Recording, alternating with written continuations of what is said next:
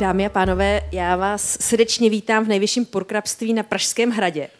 U další přednášky z naší série Věda na hradě, kterou organizuje Správa Pražského hradu, Ústav organické chemie a biochemie Akademie věd České republiky, Karlova univerzita a také moc děkujeme za podporu nadačnímu fondu IOCB Tech, který vlastně tyhle přednášky umožňuje. A já mám tu velikou čest uvítat zde vzácného hosta, který přiletěl ze zámoří, a to profesora psychologie na Harvardu, Stevena Pinkerova.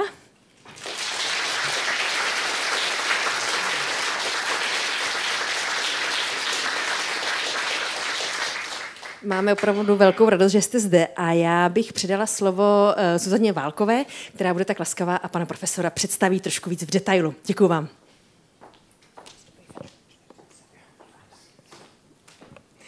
Good evening, ladies and gentlemen. I'm absolutely delighted to be able to announce that Christmas gifts have arrived early this year. The grand gift being Professor Stevenu Pinkerovi, who made the trip from Boston, who constantly ranks among the most influential intellectuals of the world.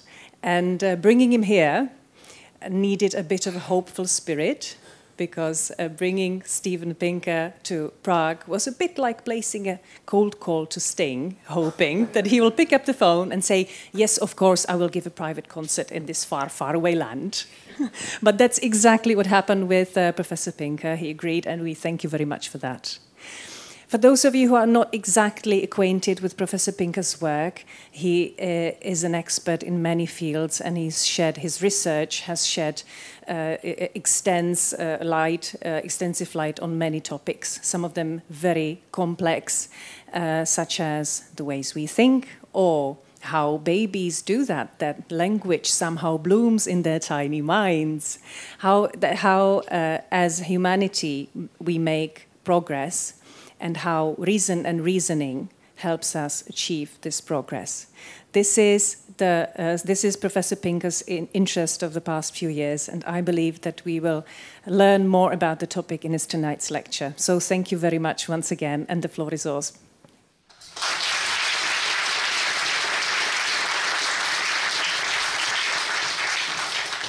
Thank you. It is a great pleasure and honor to visit Prague, the Prague Castle, and to speak with you this evening. A great honor to be here. Thank you for coming. I'm going to speak to you this evening about rationality, which poses a profound puzzle.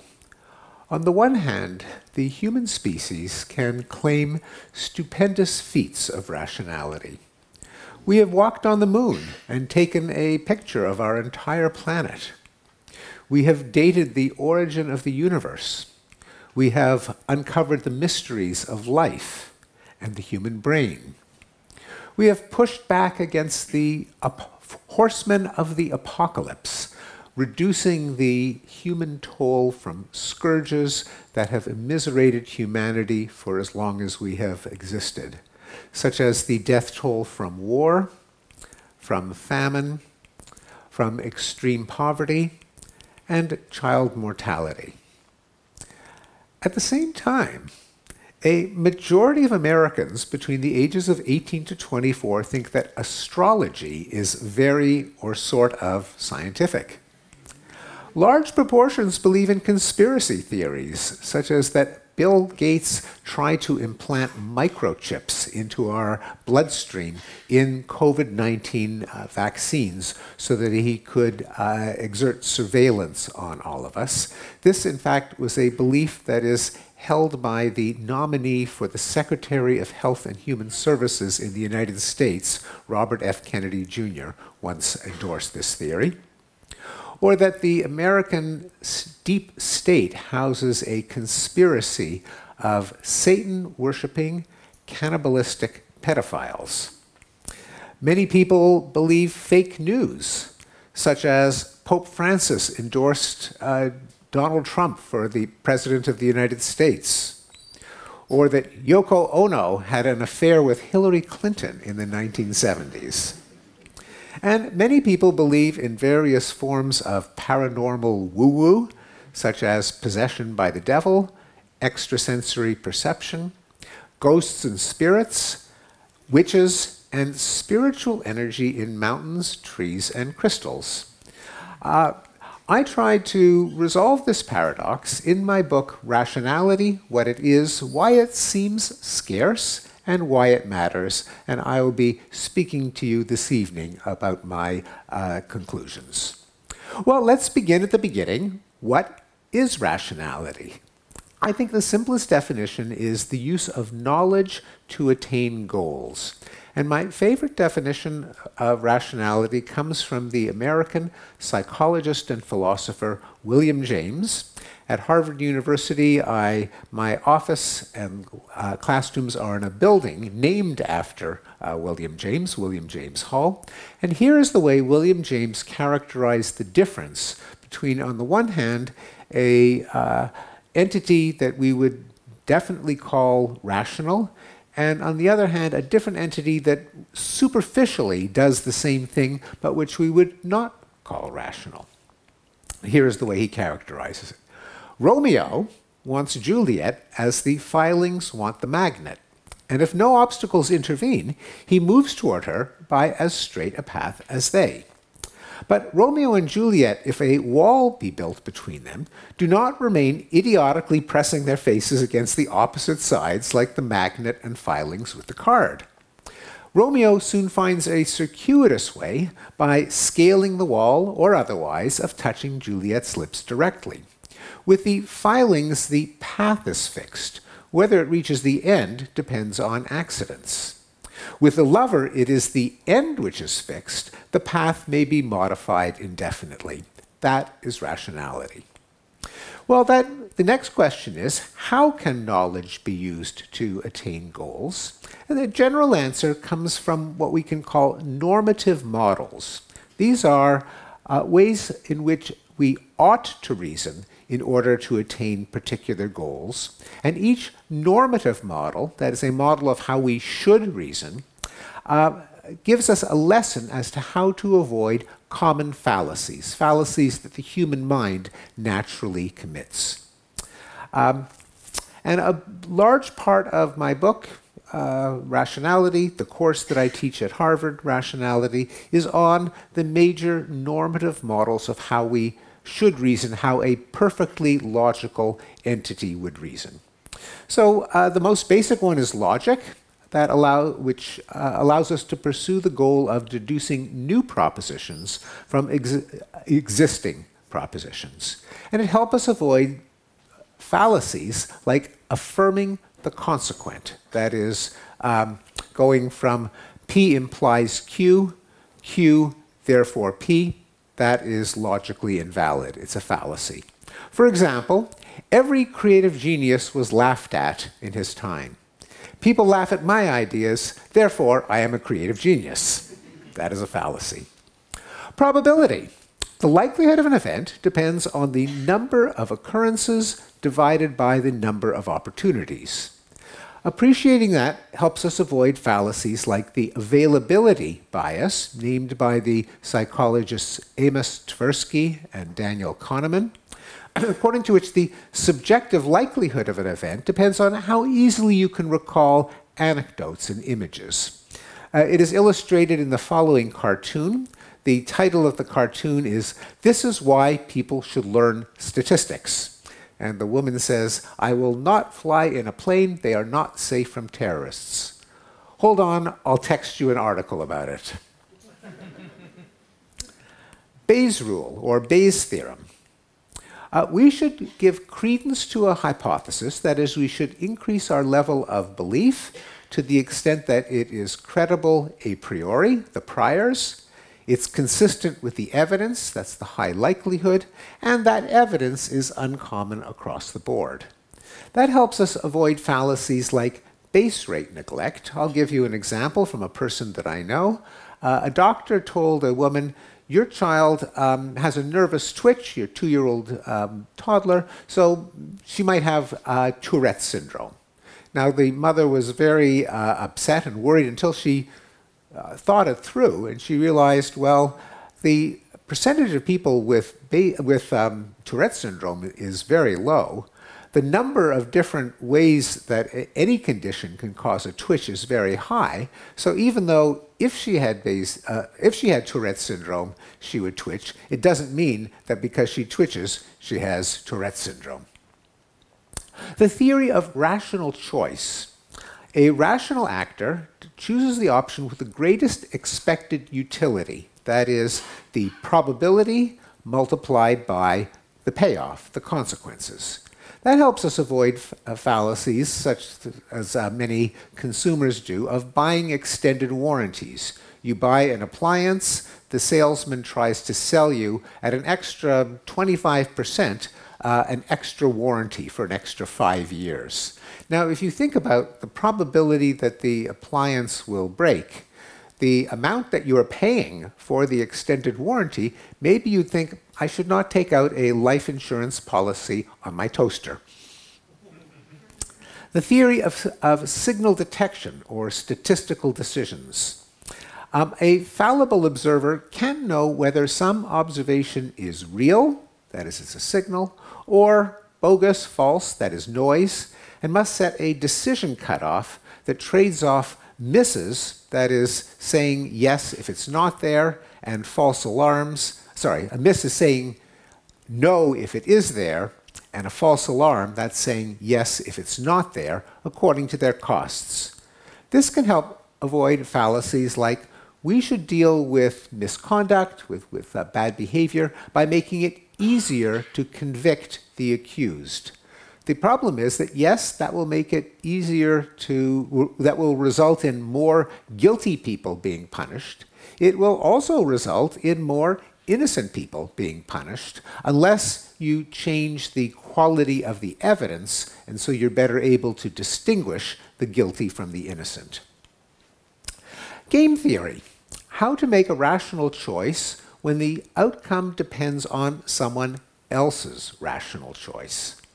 That can help avoid fallacies like this one. The way to avoid climate change is to convince everyone that it's in their own interest to conserve, to not emit greenhouse gases, because no one wants to live in a hotter planet with more storms and higher sea level. The problem is it's not in any individual's interest to conserve, because unless everyone else is conserving, they will be standing in the rain waiting for a bus while everyone else drives. They will be cold in the winter. They will be hot in the summer. Only if everyone conserves at the same time will it be rational for any individual to make the sacrifices in withholding greenhouse gas emissions. Finally, the theory of causal inference. To distinguish causation from correlation, one must manipulate the putative cause, holding all else constant. That helps to rule out fallacies like failing to rule out confounds. Now, I'll give you an example from one of my favorite Jewish jokes. This is about a couple where the woman is sexually unsatisfied. And it is written in Jewish law that a woman has a right to sexual satisfaction in her marriage. So the couple goes to the rabbi. They explain their problem. The rabbi pulls on his beard and he says, here's an idea. Next time you make love, hire a handsome, young, athletic man to wave a towel over you and maybe the fantasies will help your wife achieve satisfaction. So they try it, and nothing happens. The earth doesn't move. So they go back to the rabbi. The rabbi strokes his beard and he says, this time we'll try a slightly different solution. This time we'll have the young, handsome man make love to your wife, and you wave the towel. So they try that, and sure enough, the wife has a ecstatic, screaming climax. And the husband says to the man, schmuck, now that's the way you wave a towel. Now, that's a joke about causal inference. Okay, well now those are normative models from logic, from mathematics, from statistics. Now I'm a psychologist, and now the question is, do ordinary human beings follow these normative models of rationality? Let me try an example on you. Here's an example from logic. And this has been done in psychology labs now for 60 years. Consider a deck of cards where every card has a number on one side and a letter on the other. Now, here is a rule. If the card has a D on one side, it must have a 3 on the other side. Which cards do you have to turn over to test whether that rule is true of this deck of cards? There is a D, there's an F, there's a 3, and there is a 7. Okay, why don't you think about it? If a D on one side, a 3 on the other, which cards do you have to turn over to test the rule? Okay, well, this has been done many times, and most people say that you have to turn over the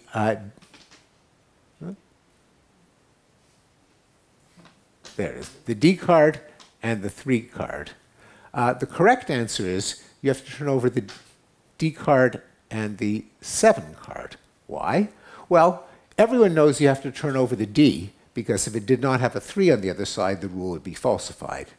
Everyone knows you don't have to turn over the F. The rule doesn't say anything about the F. Now, most people think or many people think you have to turn over the 3, but when you think about it, that's irrelevant, because the rule says if D, then 3, not if 3, then D. Thinking that you have to turn over the 3 card is an example of the fallacy of affirming the consequent. And you do have to turn over the 7 card, because if you turned it over and there's a D on the other side, that disproves the rule. If there's a D, then there's a 3. What's happening? The psychologists call this confirmation bias. That is, people are good at seeking out evidence that would verify their beliefs. They're not so good at figuring out what would falsify their beliefs. Okay, let me give you another example. This is from Bayes' rule. The probability that a woman has breast cancer is 1%. If a woman has breast cancer, the probability that she tests positive on the medical test is 90%. If she does not have cancer, the probability that she still tests positive is 9%. That's the false alarm rate. A woman tests positive. What is the chance that she actually has the disease? Okay, so think about that for a minute. The most popular answer in a survey of doctors is 80 to 90%. The correct answer, according to Bayes' rule, is 9%. That's right, your doctor probably overestimates your chance of having a disease by 10 times based on the results of a medical test. What's going on? Well, this is sometimes called base rate neglect. That is, that people tend to ignore priors. In this case, the low percentage of people that have the disease in the first place, the 1%, and they base their judgment just on representative stereotypes. If you do have the disease, you probably test positive. People forget very few people have the disease in the first place, so most of the positives are false positives. I'll return to that. Well, so what do these fallacies show? Well, if we ask Mr. Spock from the original Star Trek series, he'll say, "I told you all along, humans are irrational." Not so fast. Here is a twist on the logic problem. If a bar patron is drinking beer, he must be over 21. That's true in most of the United States. You are a bouncer in a bar, and you have to enforce the rule. Who do you check? There is a guy drinking beer. Do you ask for his ID card to see how old he is? There's a guy drinking Coke. Do you ask for his ID card? There's a guy who's clearly over 21. Do you have to look into his cup to see what he's drinking? And then there's a guy who's clearly under 21. Do you have to look in his cup to see who he's drinking? Well, now everyone says, well, of course, you've got to check the age of the person drinking beer. You've got to check the drink of the person under 21. But this is identical to the card problem. If there's a D on one side, there is a 3 on the other. This time, everyone is a logician. Sometimes called the content effect. That is, people, yes, are illogical with abstract symbols, a D and a 3, But they can be logical with certain kinds of meaningful content, such as obligations and precautions. Let me now give you a twist on the probability problem. 10 in every 1,000 women have breast cancer. Of those 10 women, 9 will test positive. Of the 990 women who don't have breast cancer, about 89 will test positive. A woman tests positive, what is the chance that she has the disease? Well, now people think, okay, 98 test positive, 9 of those have cancer. All we know is that the person tests positive, 9 divided by 98, that's about 10%, a little less, 9%, they get the answer 9%. Notice that this problem is identical to the medical decision problem that I presented a few minutes ago. I've just changed the format in which I've presented the information. Now, 87% of doctors get it correct. Even a majority of 10-year-old children get it correct. The difference is that in the second case, I presented the same information in terms of natural frequencies, that is, a bunch of women, some proportion of them, versus single event probabilities. There is one woman, what is the chance that she has breast cancer?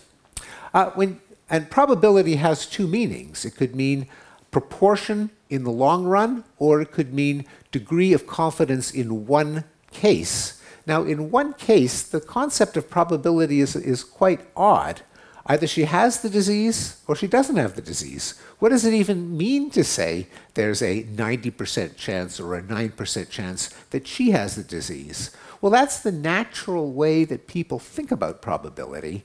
And when they are given a probability problem that is stated in terms of relative frequencies rather than a single event, suddenly they think much more statistically. So a better conclusion about human rationality than Mr. Spock's conclusion is that people use ecological rationality. Now, ecological in this sense doesn't mean going green or hugging a tree. It means rationality as it was designed by evolution to work in our natural environment. So people can reason about content that's relevant to their lives, mixed up with their knowledge about the subject. People can estimate probabilities as they encounter sequences of events in their lives. People have more trouble with formal rationality. That's the contrast with ecological rationality. Formal rationality means using abstract rules and formulas that can apply to any content, to X's and Y's, and P's and Q's and D's and 3's. Formal rules are very powerful because you don't have to be familiar with the subject in order to reason about that subject. But formal rules are a gift of modern mathematics and science, and you have to learn them in school and consciously deploy them. That's what we are not so good at. Okay, well, if, as I have now been arguing, people can be rational, why does humanity seem to be losing its mind? Why the conspiracy theories, the fake news, the paranormal woo-woo? This is a complex question, and I'm going to give you at least 4 reasons why people seem to be so irrational. The first and most obvious is motivated reasoning. I mentioned that rationality is always in service of a goal. Well, that goal doesn't necessarily have to be objective truth. It could also be to win an argument where the stakes matter to you. The American journalist Upton Sinclair once said, "It's very difficult to get a man to understand something when his job depends on not understanding it." The goal can be to show how wise and moral your group is, your religion, your tribe, your political sect, and how stupid and evil the opposing one is. This is called the my side bias, for obvious reasons, and it is probably the most powerful of all of the cognitive biases that cognitive psychologists and behavioral economists have documented. If you go to English Wikipedia and you look up cognitive biases, they list 200 different biases. the my side bias is probably the most powerful, and it is the only one that is uncorrelated with intelligence. Smart people make these errors as much as not so smart people. In fact, if you're smart, you're just more ingenious at coming out with arguments as to why your side is right and the other side is stupid. It can also be within your side, within your clique, your party, to gain status and to avoid ostracism, to be a hero for arguing the position of your side. Let me give you an example, and I apologize, it's a bit of an American example. It's about the policy called affirmative action, where members of racial minorities, African Americans and Hispanics, are given an extra boost, and they're more likely to be admitted. Very controversial topic within the United States. Here is a logical syllogism, and the task is the syllogism valid, which means if the premises are true, does that imply that the conclusion must be true? If college admissions are fair, then affirmative action laws are no longer necessary. College admissions are not fair. Therefore, affirmative action laws are necessary. Now, it turns out this is not a valid syllogism. The conclusion does not follow from the premises. Now, if you ask a sample of, this is an example of a fallacy of denying the antecedent, that is going from P implies Q and not P to Q, and that is not logical. That is a fallacy. In surveys, a majority of people, of liberals, by the American definition, that is people on the left, commit the fallacy. A majority of conservatives get the answer right.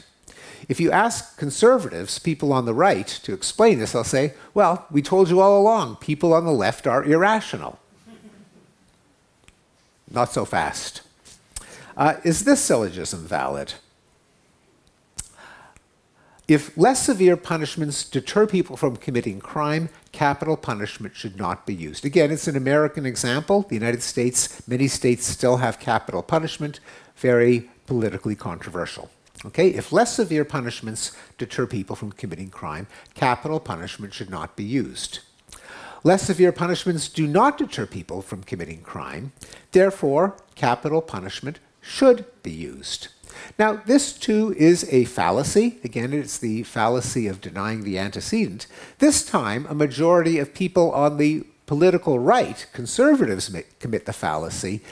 People on the left, liberals, don't commit the fallacy. Well, it's obvious what's going on.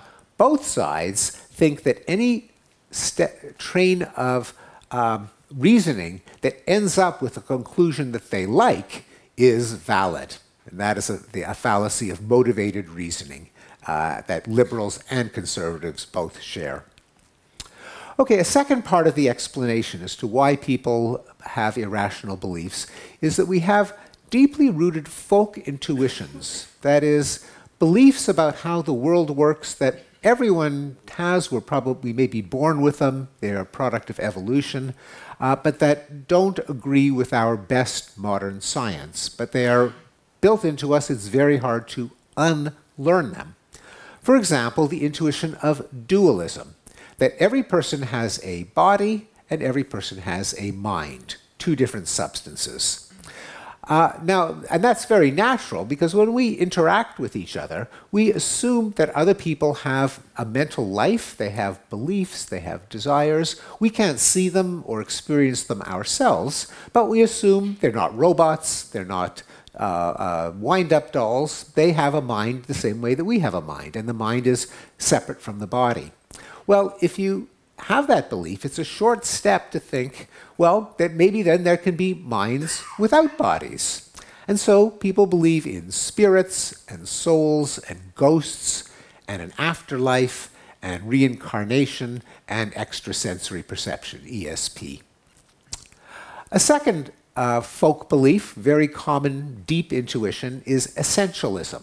That is, living things contain some invisible essence or stuff that gives them their form and powers. Now, from there, it's a short step to think that disease must be caused by some kind of adulteration or contamination or pollution of one's essence by some foreign substance. And so you have resistance to vaccines, which is as old as vaccines. As soon as there were vaccines, people refused to take them because they thought, well, you're taking the very substance that gives you a disease and you're injecting it right into your flesh.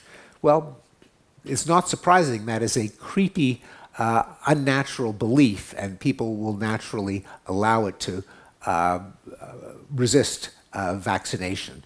Or genetically modified organisms, which have repeatedly been shown to be perfectly safe, but many people have a yuck reaction to. It's why many people are receptive to homeopathy and herbal remedies, which are complete fakes, but it feels like you're taking the healthful essence of a plant or other pure substance and putting it into your body.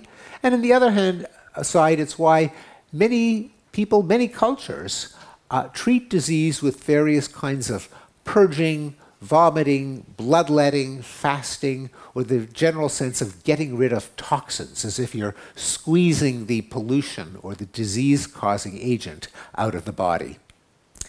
And another folk intuition is teleology. We know that our own plans and artifacts are designed with a purpose. We do something in order to bring about some outcome in the world.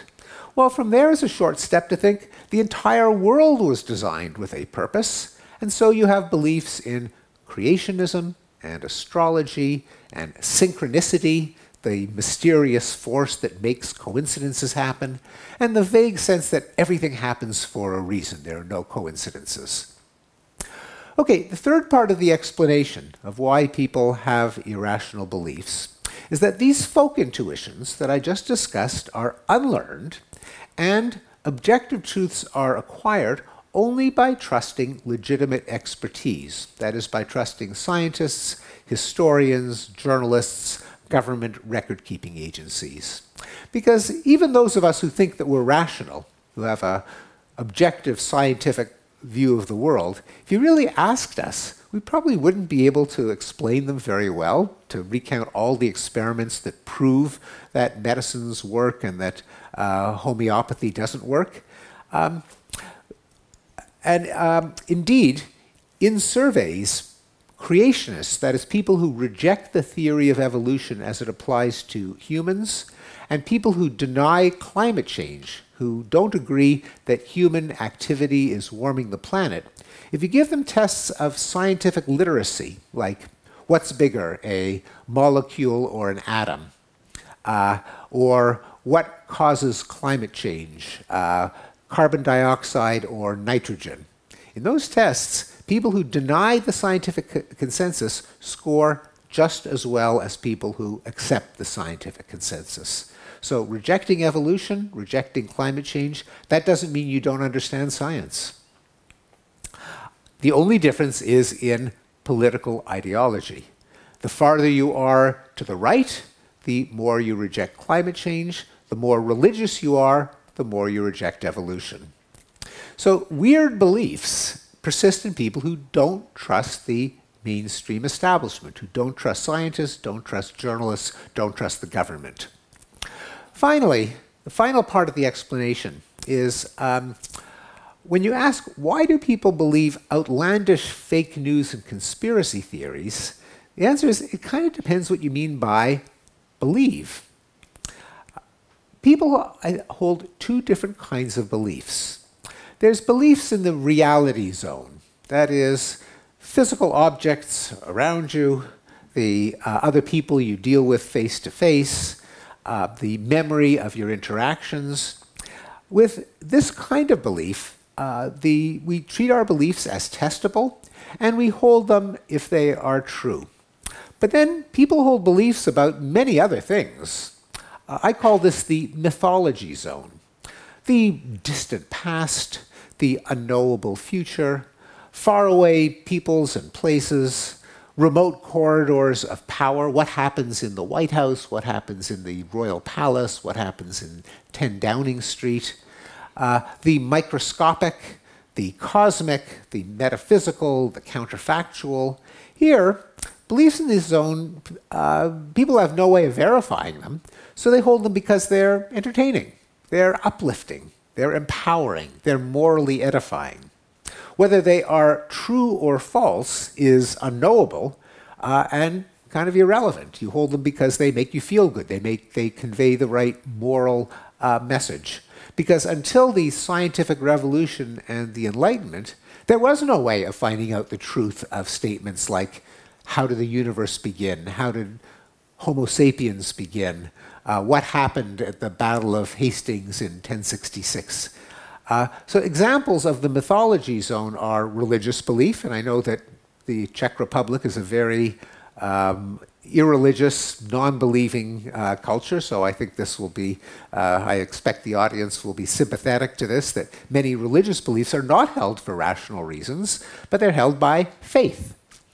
National myths, the great heroes and martyrs and saints who founded our great nation.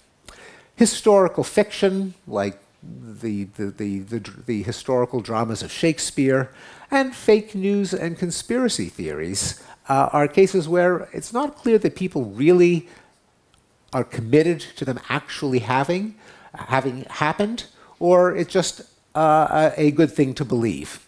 I'll give you an example, again, an American example. Before there was the QAnon theory of the pedophiles in the American deep state, there was a conspiracy theory called Pizzagate, according to which Hillary Clinton ran a child sex ring in the basement of a pizzeria in Washington, D.C., Cosmic Ping Pong Pizzeria. Now, how did most people who claimed they believed this, what did they do? They left a one-star review on Google Reviews. Like, the pizza dough was very underbaked and there were some men giving funny looks to my child. Now, that's not the kind of reaction that you would have if you literally thought that children were being sexually abused in the basement. Presumably, you would call the police. Likewise, people who say there is an all-powerful, evil government conspiracy that suppresses people for telling the truth, where do they say that? They say it in street corners, they publish newsletters, they publish it on websites. They don't seem to be particularly concerned about members of this conspiracy shutting them up or executing them. They don't act as if it's true, but they claim to believe it nonetheless. So what does it actually mean when someone says Hillary Clinton ran a child sex ring? Here's a way you can translate that belief. I believe Hillary Clinton is so depraved that she is capable of running a child sex ring, and who knows that she isn't? Or perhaps a more accurate translation would be, boo, Hillary. That's what it means to hold that belief. So in other words, beliefs are expressions of moral convictions. Bertrand Russell once wrote, "It is undesirable to believe a proposition when there is no ground whatsoever for supposing it is true." Now, if you think that that's obvious, then you are very unusual, because the vast majority of human beings don't agree with this. They hold beliefs for many reasons, at least if beliefs in the mythology zone. This is a radical, unnatural manifesto. Well, it leads to the obvious question now: how can we become more rational? Well, first, I think the tools of formal rationality, the normative models that I discussed at the beginning of the talk, should become second nature. Rationality should be the fourth R, as we say, together with reading, writing, arithmetic, and rationality. There's a humorous American newspaper called The Onion, satire that once conveyed this idea. CDC, Center for Disease Control, announces plan to send every U.S. household pamphlet on probabilistic thinking. Second, since we can't just count on education to make people more rational, because even though I'm an educator, I'm a professor, we actually know that as soon as the exam is over, students forget what they learned. That's just a sad fact. So the norms of rationality should be promoted just in everyday conversation.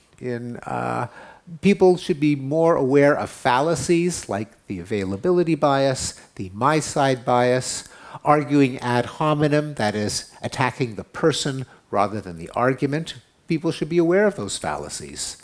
And norms like basing beliefs on evidence, changing your mind when the evidence changes, should be seen as signs of strength, not weakness. And perhaps most important, institutions with rationality promoting rules must be safeguarded. In an institution, a group of people that follow certain rules, one person can notice and make up for another's biases. So even though many of us commit fallacies in our own reasoning, we're often very better at pointing out the other guy's fallacies.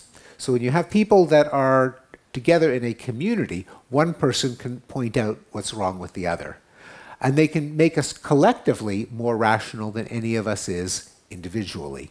Let me give you an example. This comes from the logical card selection task. Remember, if D, then 3, which cards do you have to turn over? Well, we know that when people try to solve that task by themselves, only 10% get it right. But if you put people in groups of 4, then 70% of the groups get it right. All it takes is for one person to see the correct answer, and they almost always convince the other 3. What do I mean by rationality promoting institutions? Well, there's science with its demands for empirical testing and peer review, democratic government with its checks and balances, responsible journalism with its editing and fact-checking, the judicial system with its adversarial proceedings. There's a prosecutor, there's a defense. In theory, academia with freedom of inquiry and open debate. And even Wikipedia, which is not 100% accurate, but it's surprisingly accurate because the editors are committed to neutrality and objectivity and sourcing, and they can correct each other's errors. If you compare it to Facebook, X, TikTok, not so rational. This means that the credibility and objectivity of rationality promoting institutions must be safeguarded. Experts should be prepared to show their work, to show how they arrive at their advice, not just to announce it as if they were priests. Fallibility should be acknowledged. We all start out ignorant of everything, and everyone makes mistakes, has to correct their beliefs. And gratuitous politicization should be avoided. Our scientific organizations, our public health organizations, should not brand themselves as part of the political left or of any political movement, or they will sacrifice their credibility with everyone else. Finally, the last part of my subtitle, Why Rationality Matters. Well, first, rationality matters to our lives. Research has shown that people who follow the normative models, who are correct at puzzles of logic and probability and cause and effect, on average, get into fewer accidents and mishaps, have better financial and health and employment outcomes, and they're less likely to be swindled, to be cheated by medical or psychic charlatans. Rationality drives material progress. In my previous book, Enlightenment Now, I showed graphs that demonstrate that longevity, that is life expectancy, number of years alive, peace, prosperity, safety, quality of life have all increased over time. Sometimes people ask me, do you believe in progress? And no, I don't believe there's any magical, mysterious force that just makes humanity better and better. No, I think progress can only come when people deploy reason, rationality, to improve human flourishing. Figure out how to cure a disease, how to make a process more efficient, how to reduce the likelihood of violence. That leads me to the final conclusion, which is I'm prepared to argue that rationality drives moral progress, not just material progress. In another book, The Better Angels of Our Nature, Why Violence Has Declined, I describe the processes over history by which people have been able to reduce violence and war and oppression and slavery. And what I found is that many of these moral movements began with a rational argument. Some philosopher or religious leader or activist would lay out an argument as to why some practice of the day was irrational, indefensible, inconsistent with values that people claimed to hold. Their essay would be published in a pamphlet or a book, would go viral, would get translated into other languages, and then people would discuss it in coffee houses, in pubs, in salons. They would influence legislators and leaders, and eventually popular opinion. Let me give you some examples of some going back in time to rational arguments that were advanced that eventually led to moral change. One of them that is relevant to here to us in Prague is religious persecution. This is the site of the defenestration, the 30 Years' War.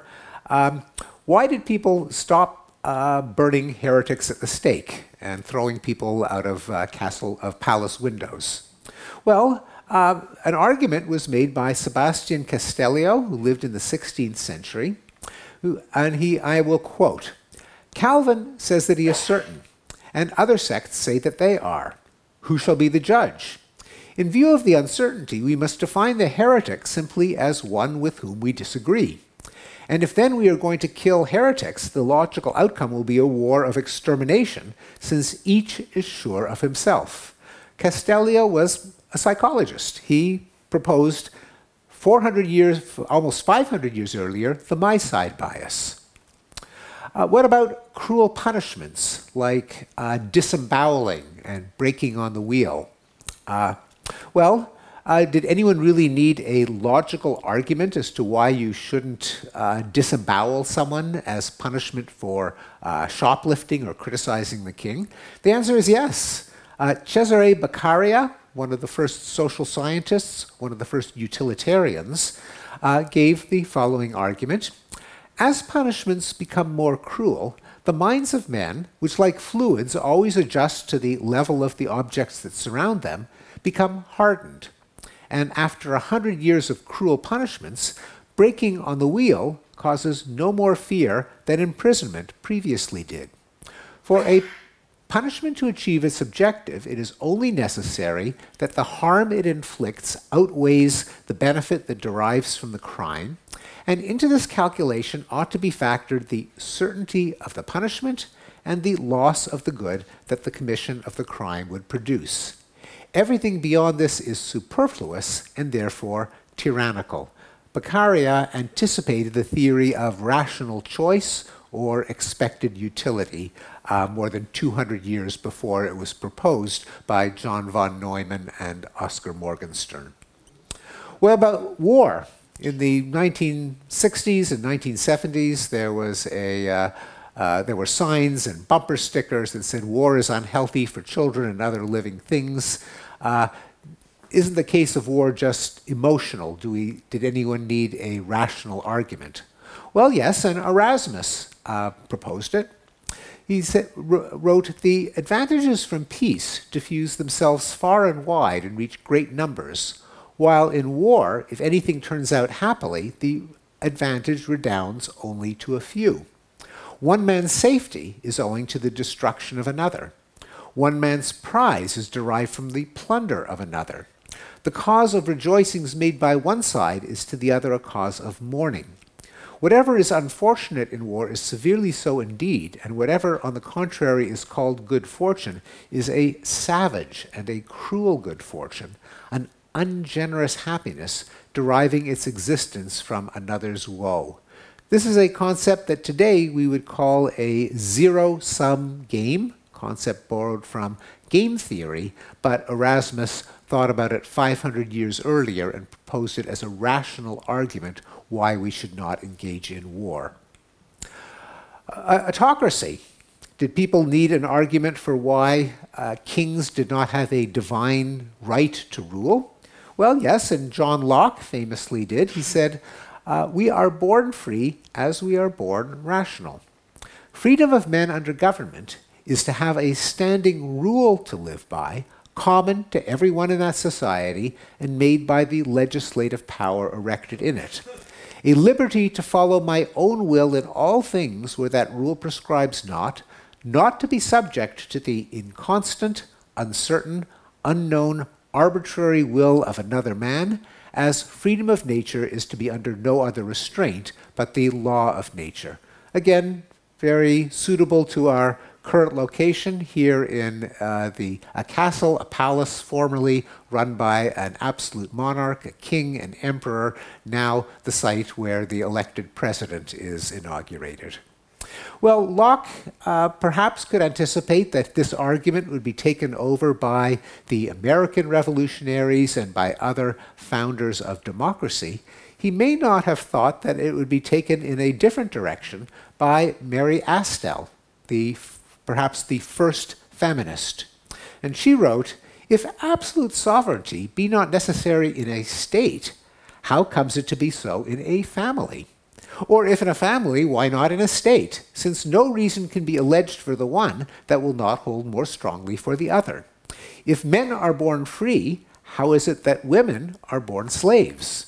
As they must be, if the being subjected to the inconstant, uncertain, unknown, arbitrary will of men," sound familiar? "Be the perfect condition of slavery."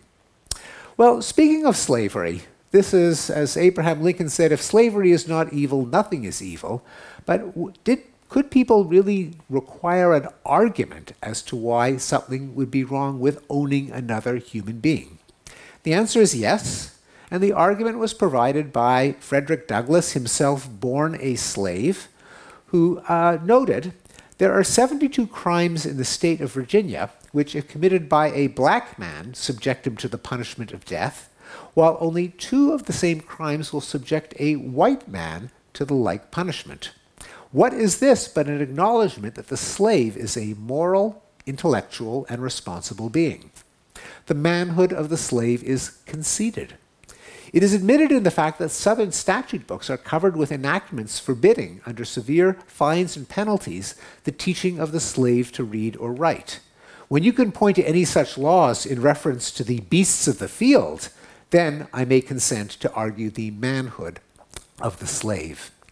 Well, I would argue that not just has reason guided movements for change, but reason should guide movements for change. Reason, rationality, makes a difference between moral force and brute force, between marches for justice and lynch mobs, between human progress and breaking things. And it will be needed to ensure that moral progress will continue, that our descendants will look at some of the practices of our age the way we look to slavery and heretic burnings of our ancestors. Finally, I will suggest that the power of rationality to guide moral progress is of a piece the same as its power to guide material progress and wise choices in our lives. And I'll end by reading the end of my book, Rationality. "Our ability to eke increments of well-being out of a pitiless world and to be good to others despite our flawed nature depends on grasping impartial principles that transcend our parochial experience. We are a species that has been endowed with an elementary faculty of reason and that has discovered formulas and institutions that magnify its scope. They awaken us to ideas and expose us to realities that confound our intuitions, but are true for all that." Thank you. Thank you very much.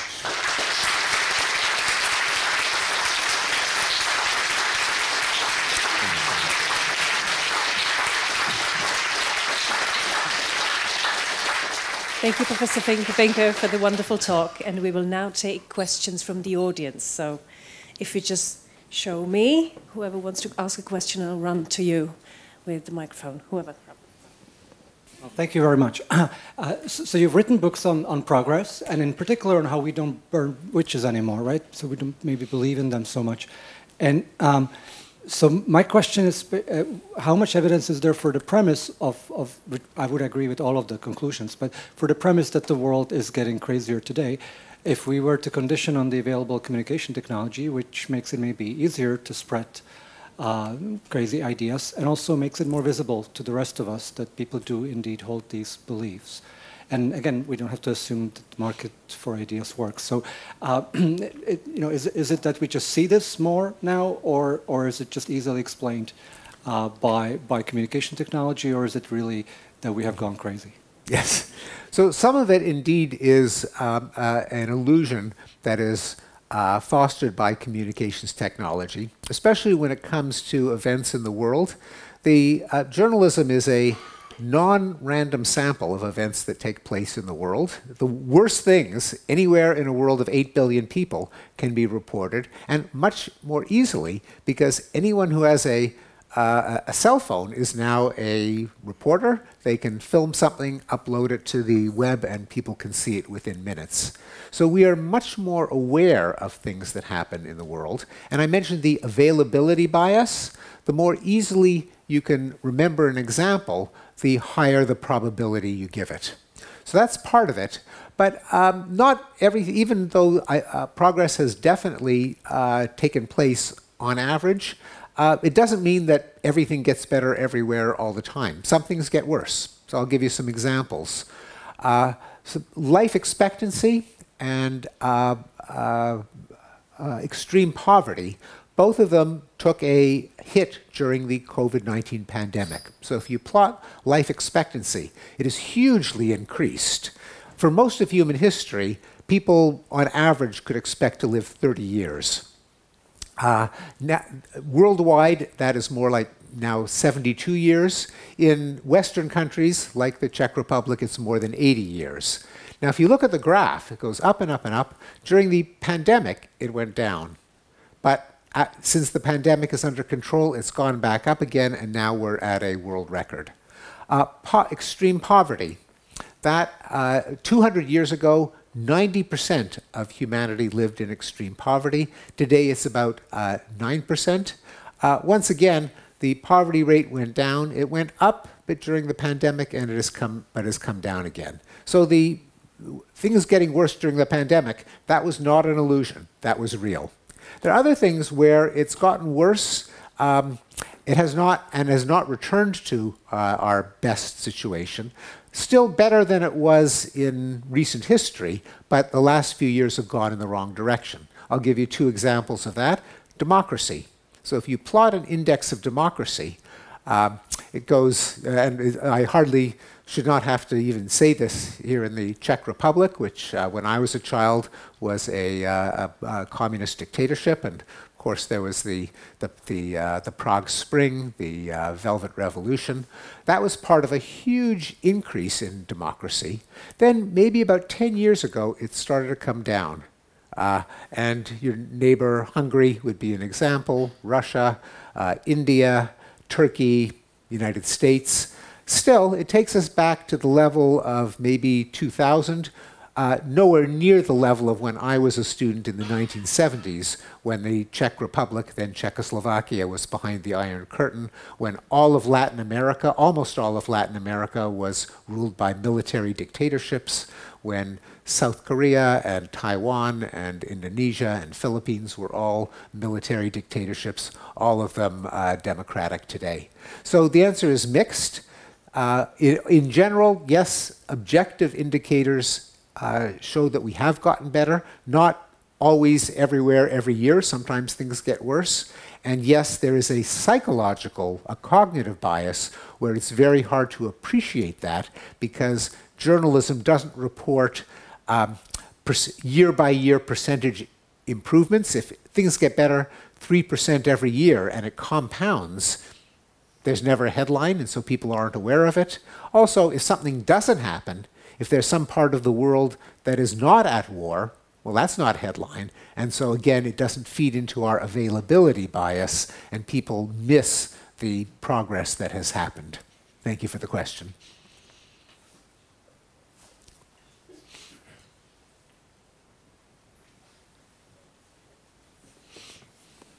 Many thanks for the presentation. I'm thinking about what is the relationship between control and rationality. And what was the first word? Between? Control and okay. rationality. And whether you think there is any limit to rationality at all. Again, I'm thinking about social media, for example, and the addictive mechanisms they hold, they harvest, or other technology solutions that harvest, for example, addictive mechanisms to take control over us. So, yeah. So by control, do you mean like self-control? Do you mean like inhibition of reactions and impulses? Yeah, precisely. Yes. There's a very strong correlation. There are a number of tests, I talk about them in the first chapter of the book, where people get an answer to a puzzle wrong because they go with their first reaction, and they don't stop and think. In those cases, even if you say, wait, don't go with the first thing that comes into your head, stop, think, people are become much more logical. So I'll give you a couple of examples. Imagine that there is a pond and there are weeds, that every day there are twice as many weeds. After 30 days, the entire pond is covered, 100%. On what day is half the pond covered? Okay? So every day the number of weeds doubles. On what day is half the pond covered? Well, the answer is on the 29th day, because it doubles. So if it's 100% on the 30th day, then the day in which it's 50% is the 29th day. But most people say, oh, 16th, 17th day. Or another example is if it takes 5 machines 5 minutes to produce 5 pamphlets, how many machines does it take to print 10 pamphlets? And the answer is 5, because it's 1 per minute. But people just think number. So there are examples like that where surrendering to your first reaction gives you the wrong answer, and that correlates very strongly with scoring correctly on tests of logic and probability. A lot of rationality is stopping and thinking. Daniel Kahneman made a distinction between system 1, which is unconscious, fast, reflexive, just, effortless, and system 2, which is you stop, you think, you reason, and system 2 is it depends on self-control. Now, in terms of social media, I'm not sure that it's so much the result of corporations trying to get us addicted to TikTok and Instagram and so on, but it does bring out a feature of human nature, that is the system 1, the lack of self-control. You see a fake news headline and you repost it because it's interesting.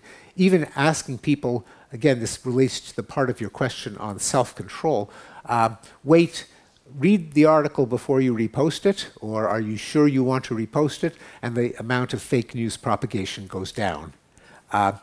So I think a lot of it is just human nature, going back to the beliefs in the mythology zone. And by mythology zone, I include politics and history and economics, anything that doesn't affect your own concrete day-to-day existence.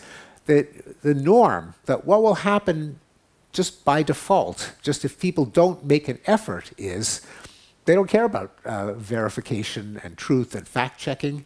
That requires that whole habit, the institutions, the rules, that depends on an enormous amount of self-control. That is realizing the first thing that comes into people's minds, probably wrong. If we want to get the truth, we need to implement procedures and methods to get at the truth. It is not natural, it's not easy. Very brief comment. I think that for self-control you need training and time, and many people don't have the time to stop and think a lot of the times, really. Yes, I think that is true. Although it isn't just the time, because of the my side bias, people, even if they had the time, they don't want to spend it. They want certain things to be true.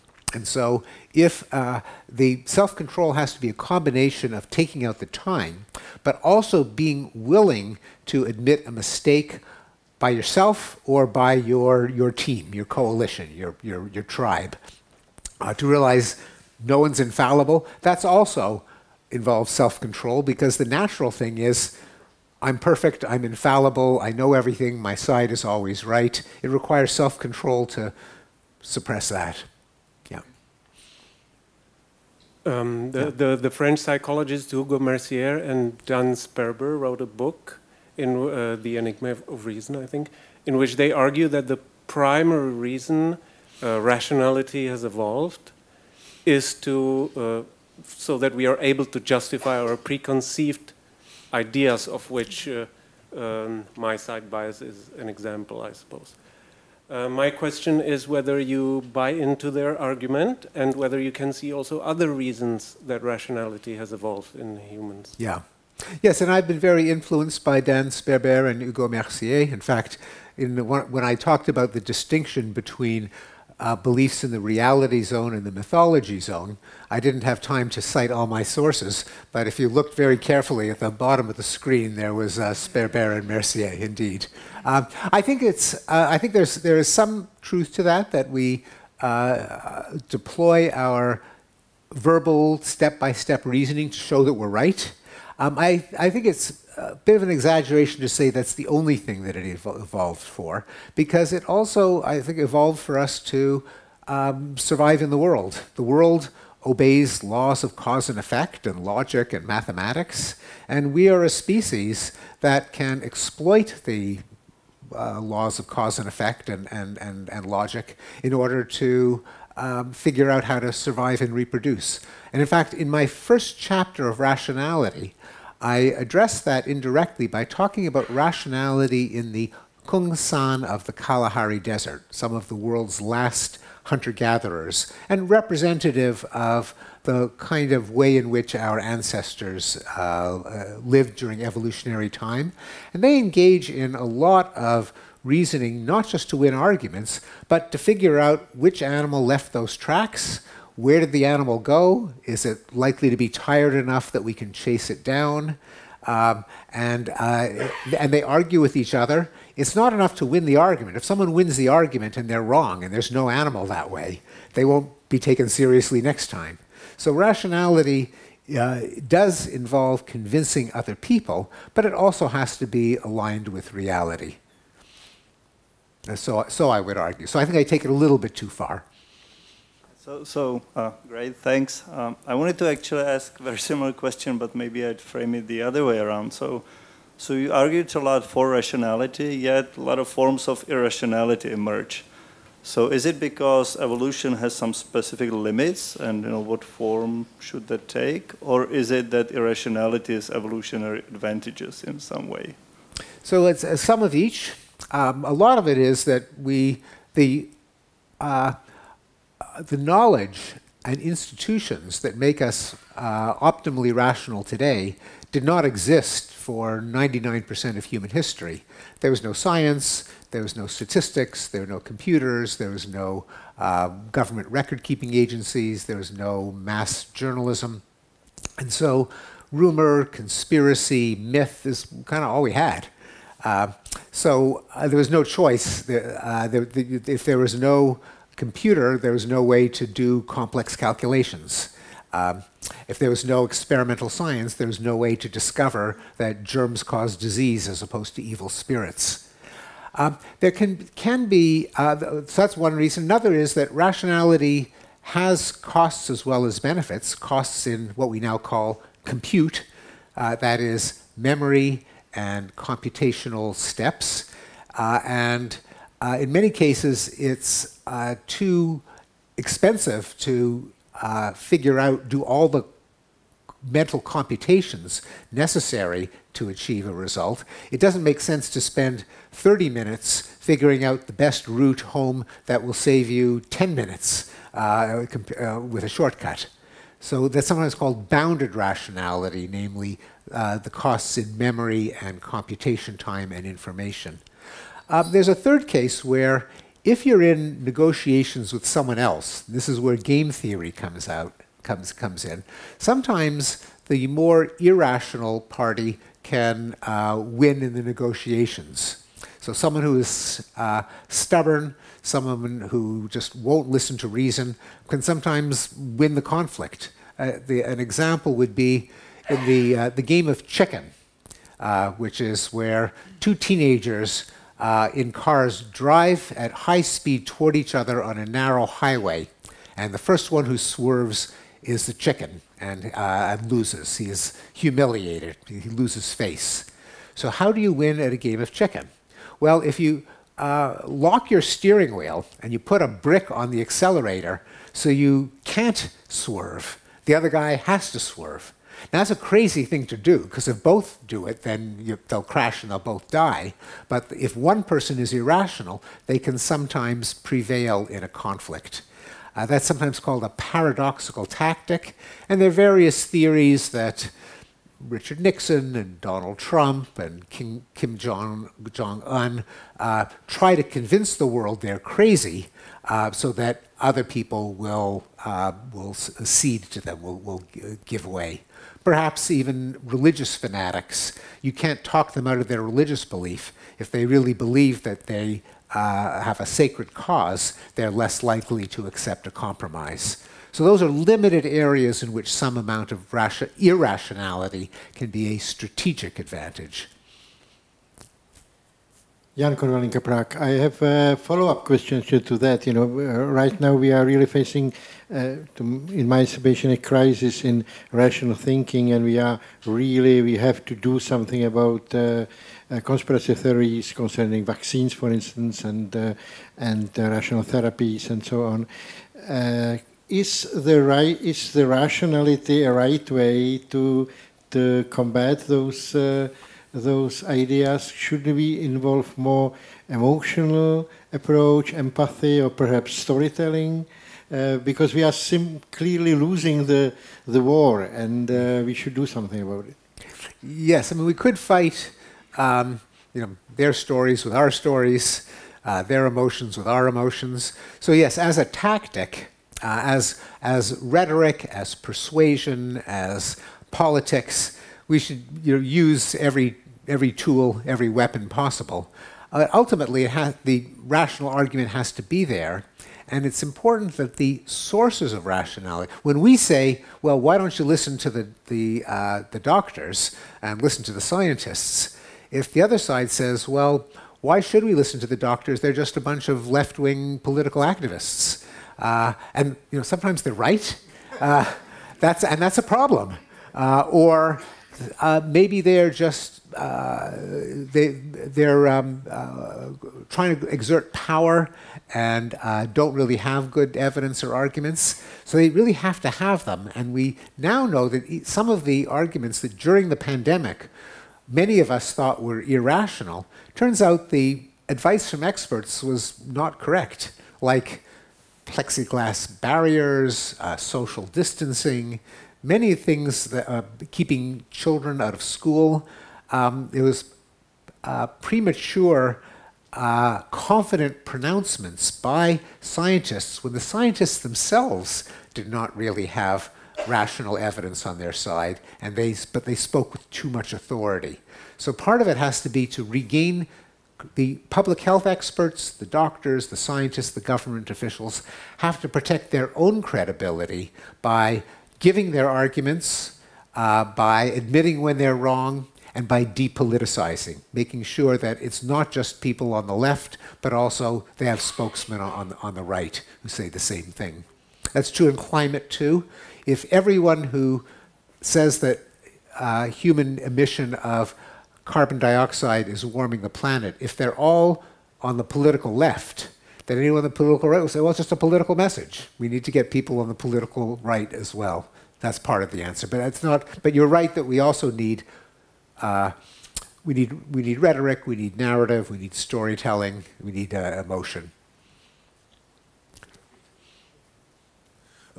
Yes, thank you for the lecture. You mentioned that the in the civil society, there are institutions established to keep the rationality in order, government and checks and balances and so on. Among those are universities. And what do we keep hearing from United States especially, but also, let's say, from the UK, and it's spreading towards our direction, that's why we are cautious, that academic institutions, especially the very famous universities, including your alma mater, used to be sort of bastions of free speech and impartial examination of different opinions. Currently, on the other hand, we keep hearing cases where inconvenient opinions are suppressed, even people are not welcome, even speakers and so on. There is violence on campuses and so on. So either is it a conspiracy theory or is something real there? And I believe there is some reality there.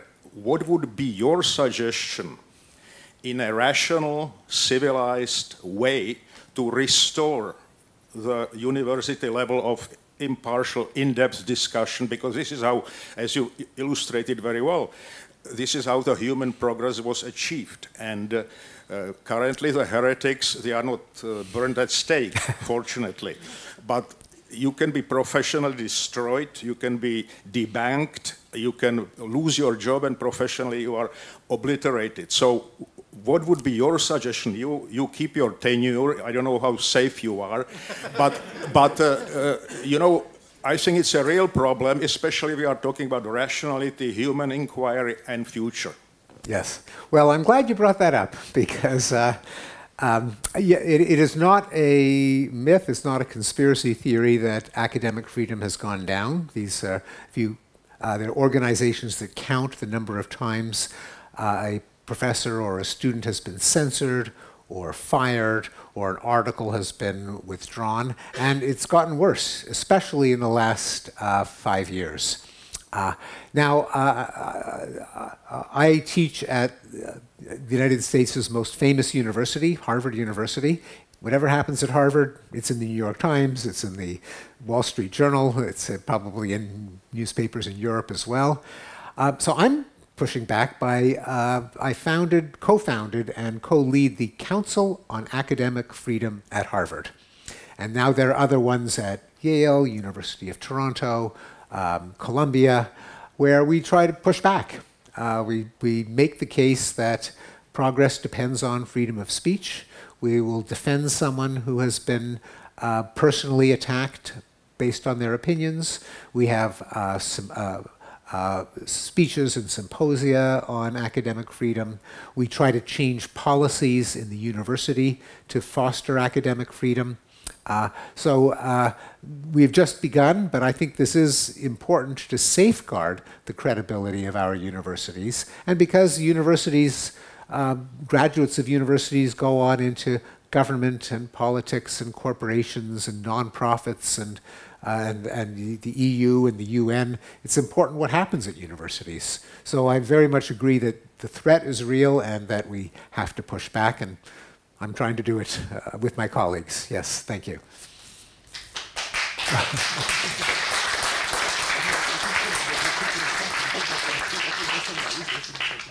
Well, at the beginning of your lecture, you said that, or you defined rationality as some means towards an end and following that means. That's a pragmatic definition of rationality, which does work in some tradition of William James and others. But it could easily be argued that, and you have done so at later points in your lecture, that it could also be pragmatic to follow a belief. And perhaps we know that religions and so on and their existence is evolutionarily argued for exactly in this way.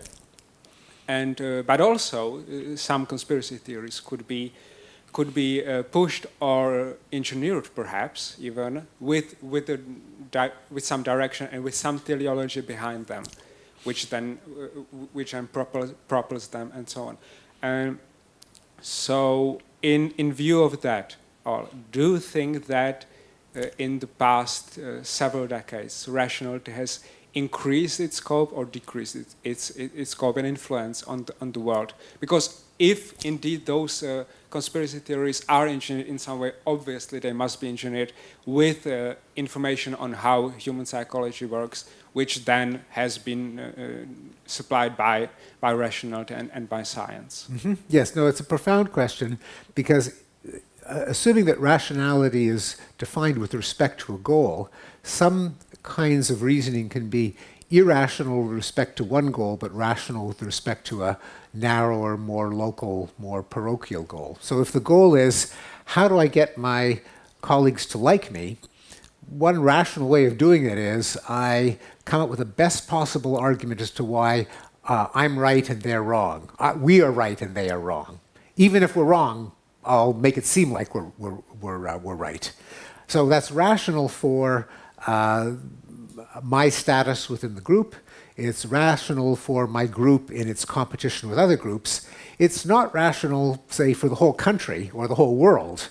And so this brings up in the kind of the higher goal of what would be best for the entire country or the entire planet. And the clash between what is rational for my group and what is rational for the entire country is an example from game theory of how, in some situations, every individual doing what's rational for themselves can lead to an outcome that's irrational for the whole group. Only when you use kind of game theory thinking and you step outside your group, your tribe, and you think, well, what's best for everyone, do you change the goal and you say, well, really the goal we ought to pursue is objective truth, which can sometimes conflict with the goal of status within the tribe.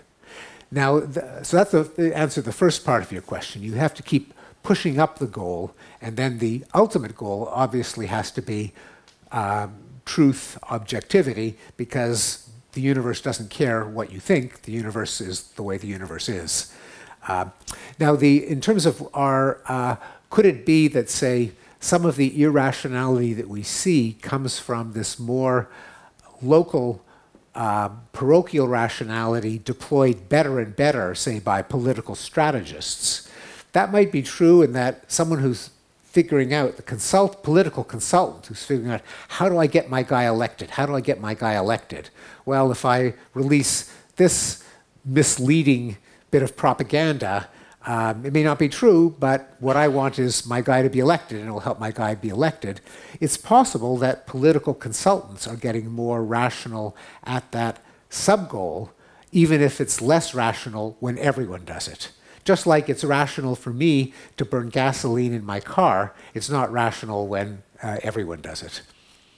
So you think the solution is some kind of shared rationality rather than, and that only a shared or communal rationality can save us rather than the parochial one?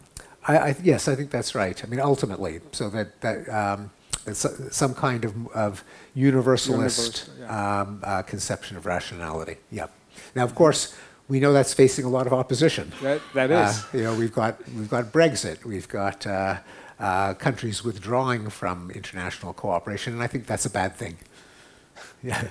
Thank you. I'll take one last question. Thank you for your talk. You talk about rationality in the aggregate. However, rationality is unequally distributed in society. Isn't the problem in the allocation of rationality? So maybe like what I really care about is not whether we are more rational or less rational in aggregate, but what I care about is whether rational people are allocated to the right positions and you know, they are the decision makers. So yes. Isn't the problem in the allocation rather than in the level of rationality? Part of it is in the allocation. Now, this is a very difficult argument to make in a democracy, that that you know, the smartest people should be in charge. It's probably maybe true, but in a democracy, there's no way to guarantee that that will happen. But it isn't just that the most rational person, that is, we don't necessarily want a kind of rationalist king, because no one is rational enough. Our minds are just too limited. That's part of the basis of democracy, is that there's just no such thing as someone who is so rational that they'll always come up with the right answer. There have to be mechanisms that acknowledge the fallibility of the people in charge, including the experts. And so it really depends, even though I think it is a good thing for the most rational to have the most influence, it's also probably even more important that the institution be designed so that the collective rationality is the criterion by which individuals advance, but that also can constrain the individual when they start becoming less rational. Ladies and gentlemen, thank you very much for your participation. If I may ask for one extra round of applause for Professor Stevenu Pinkerovi. Thank you. Thank you. Thank you very much. Thank you. Thank you. Thanks so much.